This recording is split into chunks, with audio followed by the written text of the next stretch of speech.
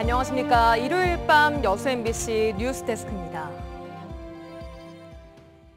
지어진 지 평균 20년 된 광양항 내 건축물들은 대부분 에너지 효율이 떨어지고 그동안 지속적으로 강화된 친환경 인증 기준에도 미달합니다.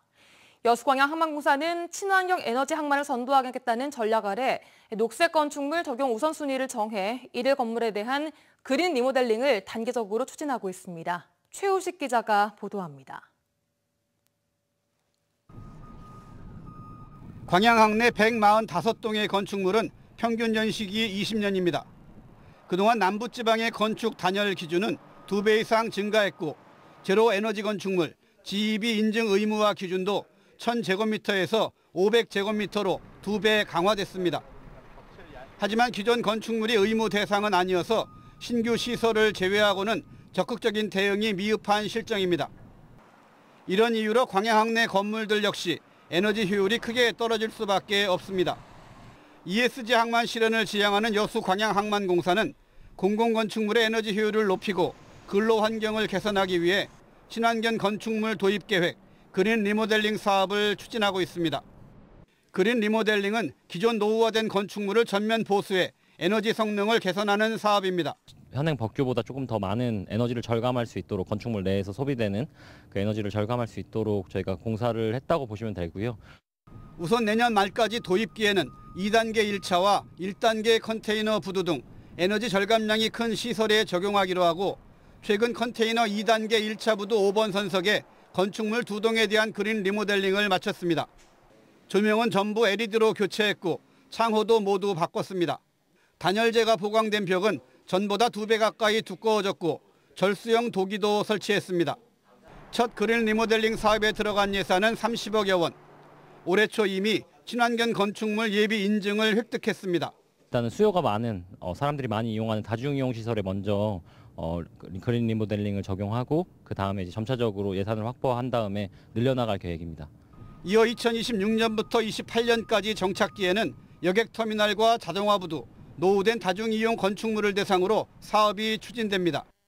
이후 2030년까지 고도화 시기에는 제2B 기준인 500제곱미터 이상 항만 건축물까지 에너지 최적화를 이루겠다는 구상입니다.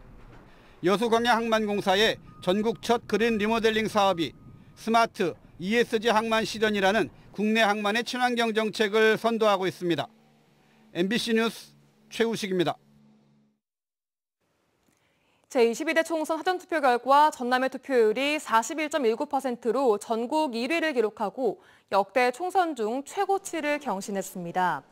사전투표는 지난 5일부터 이틀간 전국에서 치러졌으며 전국 평균 사전투표율은 31.28%로 지난 총선보다 4.59%포인트가 상승했습니다. 전남 동부 지역의 투표율은 고흥이 43.11%로 가장 높았고 다음으로 순천 37.7, 광양 36.47, 여수 36.28% 순으로 나타났습니다. 전국 평균 사전투표율이 역대 총선 중 가장 높은 것으로 기록되면서 오는 10일 본선거 투표율 상승으로 이어질지 관심이 커지고 있습니다.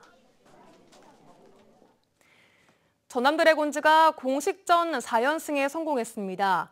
전남은 오늘 오후 부산 아시아드 주 경기장에서 열린 부산 아이파크와의 K리그2 원정 경기에서 교체 출전한 김종민이 후반 28분 결승골을 터뜨려 1대0으로 승리했습니다.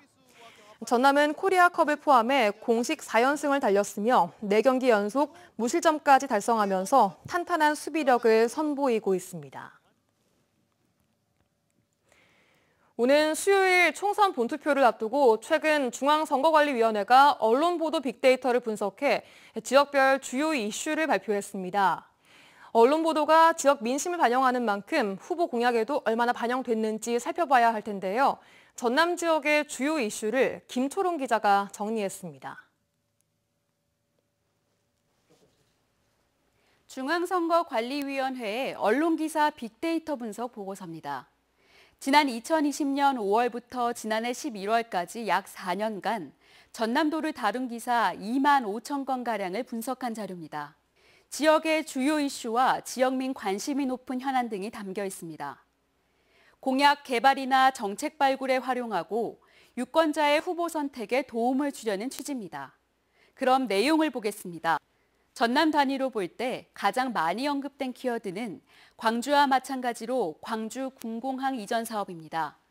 광주 군공항 이전, 광주 민간공항 이전 등 관련 키워드가 1,400여 회 다뤄졌습니다. 하나의 주제로 묶어봤을 때 주목도가 가장 높았던 건 날씨와 자연재해입니다. 21대 총선 이슈에서는 주요 이슈가 아니었는데 최근 몇 년 사이 산사태와 폭우 등 자연재난으로 인명피해까지 발생해 주목도가 높아진 것으로 분석됩니다. 시군별로만 보면 곡성과 구례 등 대부분의 지역에서 집중호우나 태풍이 주요 이슈였고 완도는 가뭄, 순천 산불, 해남 지진 등입니다. 자연재난은 도민들의 안전뿐 아니라 농업과 어업 등 지역민의 생계에도 직접적인 영향을 주는 만큼 관련 정책이 중요할 텐데요. 총선 후보들의 선거 공보물에서 이에 대한 공약은 거의 찾아볼 수 없었습니다. 다음으로 특징이 두드러지는 지역 위주로 살펴보겠습니다. 순천의 주요 이슈는 지난해 1,000만 명에 가까운 관람객이 찾은 순천만 국제정원 박람회입니다. 7,000회 이상 등장했습니다. 이런 성과가 지역민의 삶의 질 향상까지 이어지도록 하는 정책이 필요하겠습니다. 나주는 한국에너지공대가 주요 이슈입니다. 지난해 산업부 감사 결과 이후 총장이 자진 사퇴하는 등 지역에서 큰 이슈였는데요. 에너지공대는 지역의 미래 먹거리인 에너지 산업과도 연관이 있어 이에 대한 공약을 잘 살펴야겠습니다.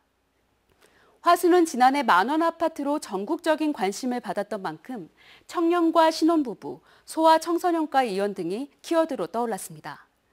폐광 지역도 주요 이슈인데요.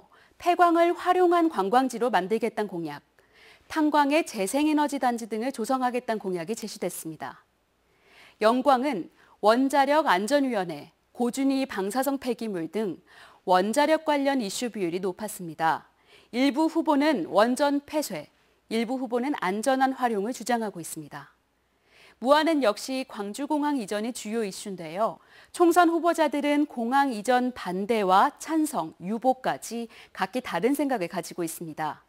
다루지 않은 지역들은 대체로 지역 발전을 위한 각종 정책 등이 주요 이슈였습니다. 지금까지 언론 보도 빅데이터로 본 이슈였습니다. MBC 뉴스 김초롱입니다.